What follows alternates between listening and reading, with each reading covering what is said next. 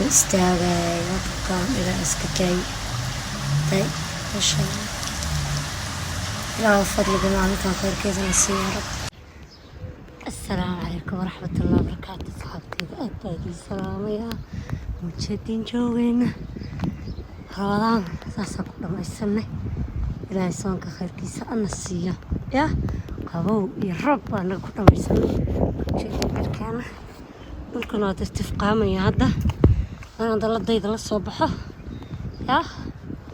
جوين واكا أستري هذا ساسا يا وكاس gurigeygi yaa waa kana dukaankii u dhameeyay insha Allah maanta waxaan insha Allah soo gadaa alaabo badan macmacaanka ka lagu rido waxyaalo badan aan u baahanahay bakeeri marka dukaanka Turkiga ka adeegta daylaarka qiimaha alaabta ma sha Allah aad u fiican yahay marka intaas iyo nabadgelyo asxaabay fiirsada aad baa idin salaamayaa.